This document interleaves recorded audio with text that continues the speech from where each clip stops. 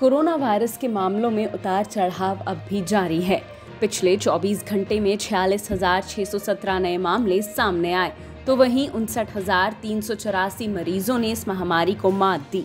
इसी के साथ अब पिछले 50 दिनों से ठीक हुए मामले नए मामलों से ज्यादा आ रहे हैं। पिछले 24 घंटे में 1000 से कम 853 लोगों की मौत हुई। नई मौतों में सबसे ज्यादा 292 मौतें महाराष्ट्र में हुई। यहाँ एक्टिव केस भी सबसे ज्यादा है। लेकिन चिंता की बात यह है कि कोविड-19 की दूसरी लहर में मौत का आंकड़ा 4 लाख के पार हो गया।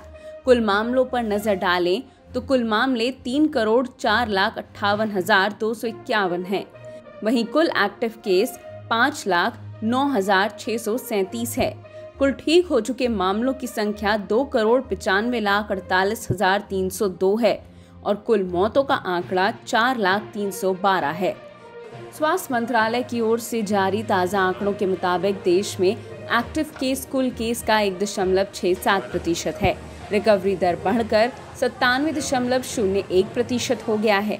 पॉजिटिविटी दर अब भी लगातार 25 दिनों से 5% से नीचे है और अब ये 2.48% है। वहीं देश में टेस्टिंग की संख्या भी बढ़ी है, जो अब 41,42,00,000 है। वहीं इसी बीच देश में वायरस के संक्रमण पर नियंत्रण करने के लिए और इसे और खतरनाक होने से रोकने के लिए केंद्र सरकार ने केरल, त्रिपुरा, मणिपुर, छत्तीसगढ़, उड़ीसा और अरुणाचल प्रदेश में कोविड टीमें भेजी हैं। इन राज्यों में कोरोना के मामले तेजी से बढ़ रहे हैं।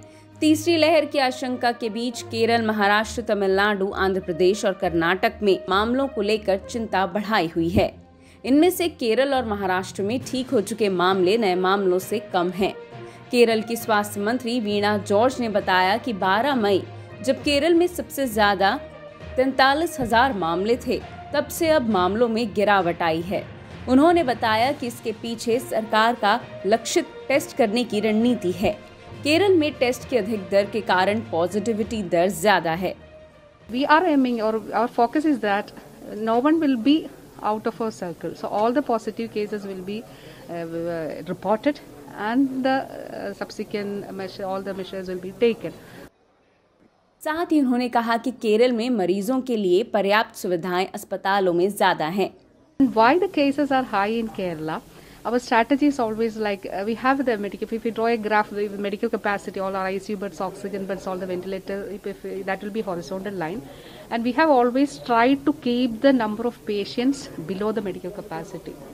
So if it goes above the medical capacity, it means that more people will die without oxygen, more people will die without getting ventilator facility, more people will die without getting any hospital facility.